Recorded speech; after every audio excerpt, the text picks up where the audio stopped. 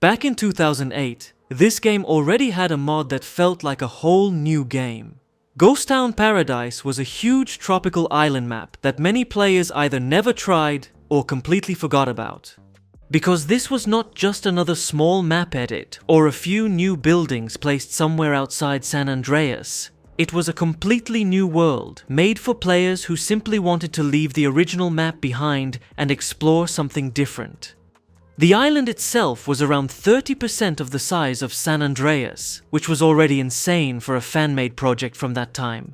And the main city was built on a massive mountain, around 700 meters above the ocean, making the whole place feel completely different from anything Rockstar had created in the original game. You could drive through skyscraper districts, industrial zones, tunnels, bridges, and long roads stretching across the island, which made the whole map feel much bigger than it actually was. There were no real missions, no storyline, and not much structured gameplay waiting for you there. But in my opinion, exploration alone was the reason why people downloaded this mod. Because back in 2008, San Andreas modding still felt much more limited than it does today. And then suddenly, players had a scratch-made total conversion mod with a completely new map, its own city, roads, mountains, forests, traffic, pedestrians, and a world that many considered one of the best San Andreas mods ever made. And that is what made Gostown Paradise memorable. Not only the size of the map, but also its strange atmosphere. Some parts of the city had an almost New York-style feeling, while the rest of the map took you through tropical nature, mountains, palm trees, and quiet roads far away from everything. And for an old GTA San Andreas mod, the world felt surprisingly alive. There were pedestrians walking around, cars driving through the streets, and enough detail to make the island feel like someone actually tried to create a real place, not just a test map. But many players also remember Gostown Paradise for one more reason. Back then, this was not the kind of mod that every old PC could run smoothly, especially when people tried to play it with ENB series, which was extremely popular at the time, adding stronger lighting, reflections, colors, and a more modern visual style to San Andreas. And that is exactly how I remember it too. Trying to explore this massive tropical island on my old PC with a weak Nvidia card, while the game sometimes felt like it was running at 15 frames per second. But somehow, that struggle became part of the nostalgia, because when a mod looked this ambitious in 2008, even getting it to run felt like an achievement. Well, at least for me. Gostown Paradise was created by an international team of modders who tried to build an entirely new world inside San Andreas. And that is probably why the map feels so varied, with different districts, different layouts, and different vibes depending on where you are. Today, with modern mod loader support, the mod is much easier to install and run than it was back in the day. And if you are wondering whether a total conversion mod like this with such a huge custom map ever had online multiplayer, then yes. And I am not even joking. There was also an unofficial multiplayer adaptation for Gostown Paradise version 6, based on San Andreas Multiplayer 0.3e from 2012. It even had its own server package, so players could technically create their own Gostown Paradise multiplayer server. But unfortunately, this version never became as popular as classic SAMP servers.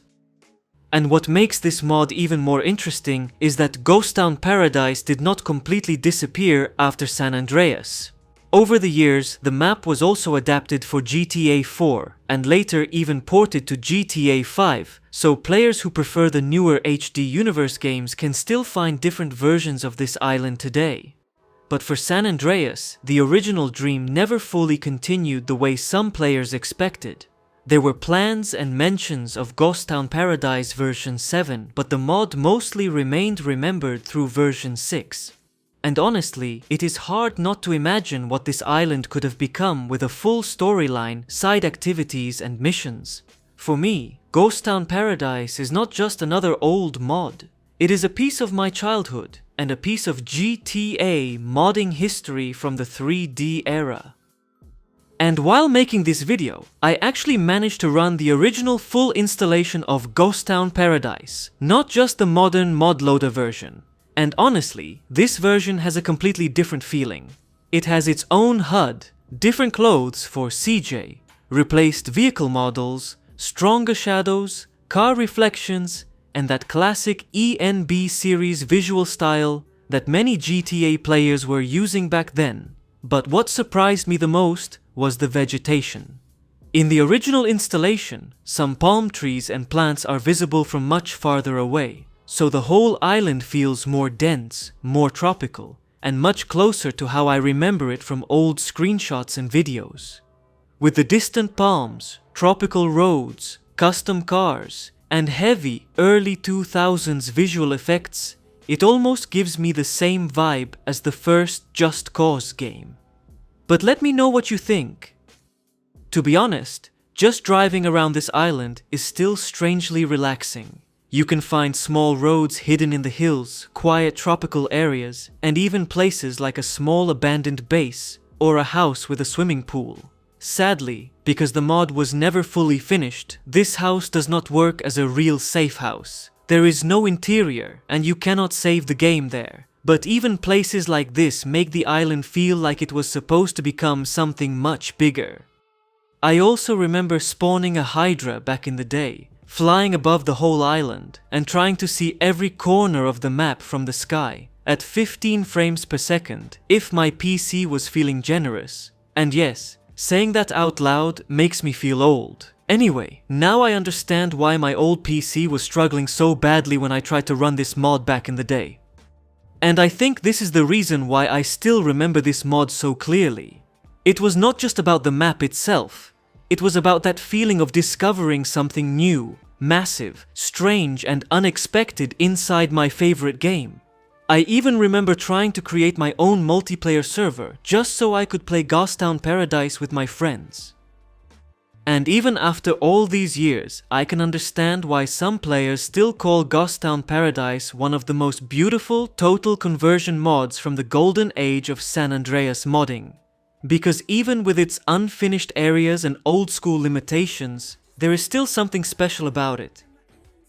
So, did you ever try Gostown Paradise back in the day, or are you seeing it for the first time? Let me know in the comments, and I'll see you in the next video, guys.